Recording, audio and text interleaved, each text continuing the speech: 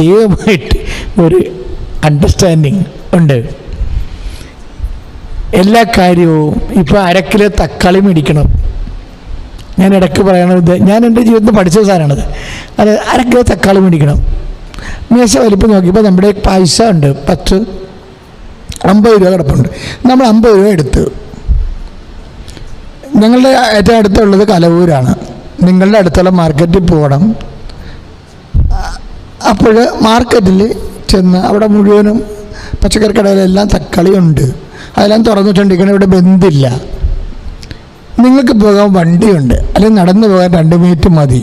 അപ്പോൾ ഇതെല്ലാം easy questions. ഇത് ഈസിയാണ് ഈ സംഭവം. ഇതിന് എവിടെയാണ് ഒരു പ്രെയർ ആവശ്യമുള്ളത്?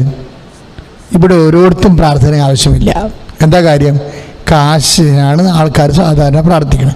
വലിപ്പെടുത്തപ്പോൾ കാശുണ്ട്, അതിനകത്ത് തക്കാളി കടയിലുണ്ട്, പോകാൻ വണ്ടിയുണ്ട്. പിന്നെ എന്തിനാണ് ഇതിനകത്ത് പ്രെയർ ഉള്ളത്? ഇതിനൊന്നും പ്രെയറില്ല, പ്രെയറിൻ്റെ ആവശ്യമില്ല.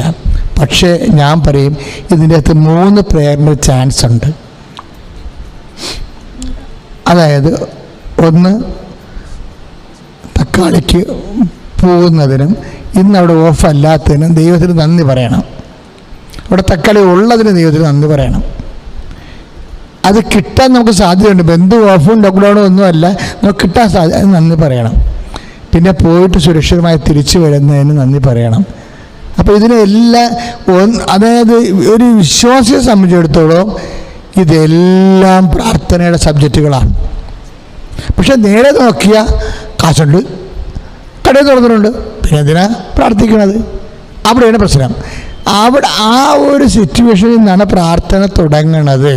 അതായത് നമ്മൾ പലപ്പോഴും ആവതില്ലാത്ത കാര്യങ്ങൾക്ക് വേണ്ടിയാണ് ദൈവത്തിൻ്റെ അടുത്ത് വരണത്. ദാറ്റ് മീൻസ് ഫ്ലാറ്റ് കാര്യം കാണാൻ വേണ്ടി, സബ്ജക്റ്റ് ബേസ്. പക്ഷേ നമ്മൾ പ്രാർത്ഥിക്കുന്നത് എന്തിനാണ്?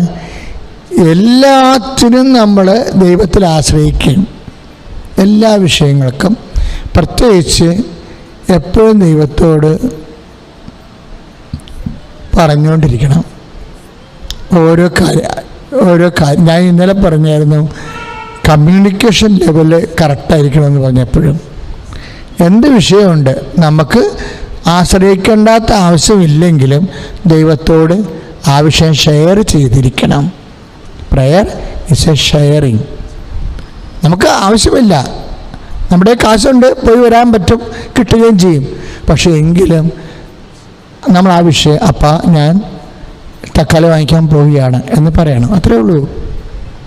വന്നു കഴിഞ്ഞാൽ അപ്പാ തക്കാളി കിട്ടി, താങ്ക്സ് എന്ന് പറഞ്ഞിട്ട് പോകും. അപ്പം അവിശ്വാസിവർക്ക് ഇതിനെന്തിനാണ്? നിൻ്റെ കാശുണ്ടല്ല, തക്കാളി നീയല്ലേ പോയി മേടിച്ചത്, അതിന് വെറുതെ ദൈവത്തിന് എന്താണ് അല്ലേ? അത് ദൈവം നമ്മൾ തമ്മിലൊരു ബന്ധമാണ്.